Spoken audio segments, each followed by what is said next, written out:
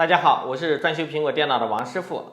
苹果笔记本 M1、M2 都可以升级硬盘，包括 Mac mini， 但是有一款机型一直不能升级，那就是 Mac Studio。国外的很多大神也做过测试，直接把高配的2T 硬盘插到低配机型上，开机就是 SOS 报警。也就是说 ，Mac Studio 只要你想升级，就必须从苹果官方购买硬盘。这块硬盘是锁定机器的，只能专用。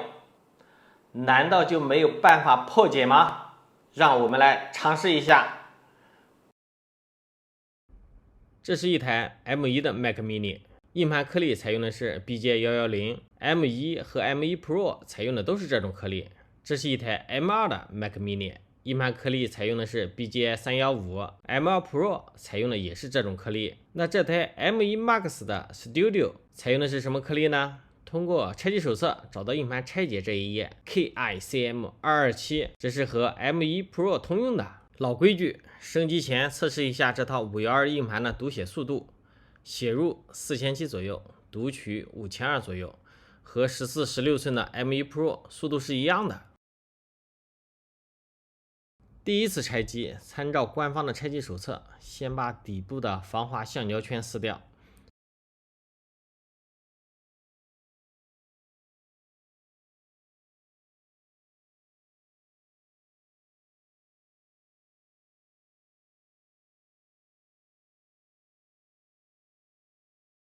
下面是4颗螺丝固定底壳。掀开底壳，下面是圆圆的电源板，也是4颗螺丝固定，还有2颗是电源输出接口。电源板下面有2个排线，扁平的是数据排线，很粗的那一根是220伏电源输入。拆开卡口，电源板就和主板分离了。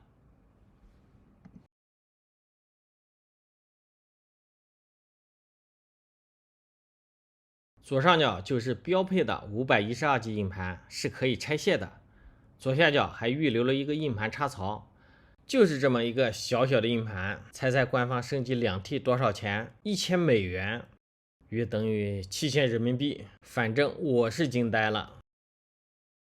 这就是拆下来的512G 硬盘，正面有2个硬盘颗粒，反面撕开贴纸也是2个硬盘颗粒。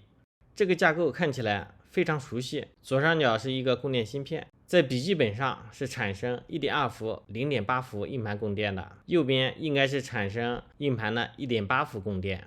颗粒是凯霞原来的老东芝，型号是232225，做个标记，万一升级失败还是能复原的。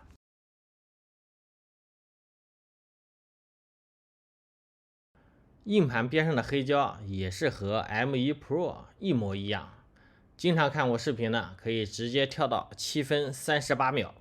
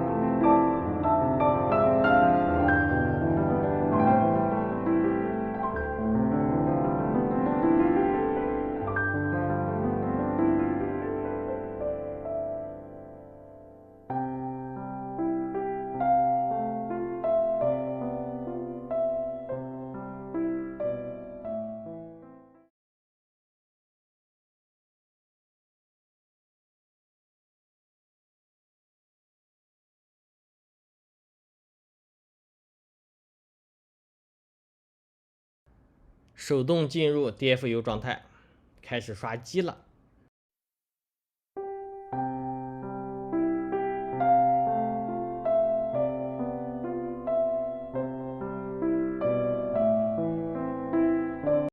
奇特的事情发生了，前面板的状态灯在闪烁，发出了 SOS 的求救信号，3短3长3短。参考了国外的很多视频，都是卡在了这里，出现了各种报错。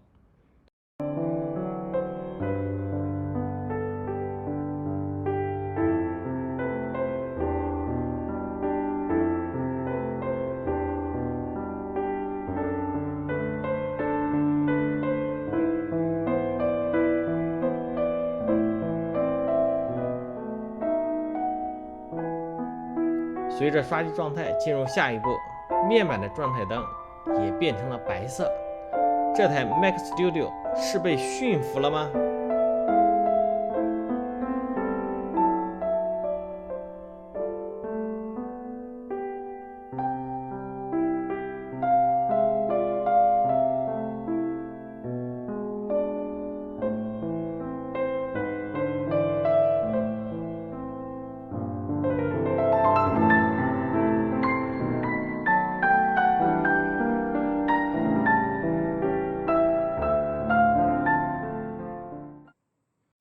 好，刷机完成，我们正常进入系统。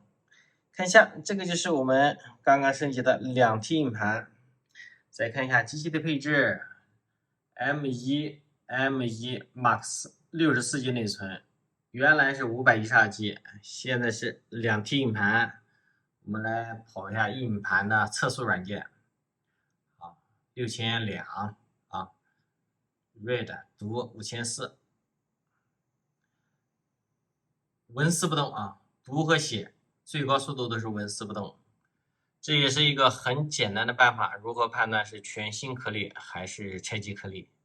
最高速度纹丝不动，一直稳定在最高速度，这就是全新的颗粒。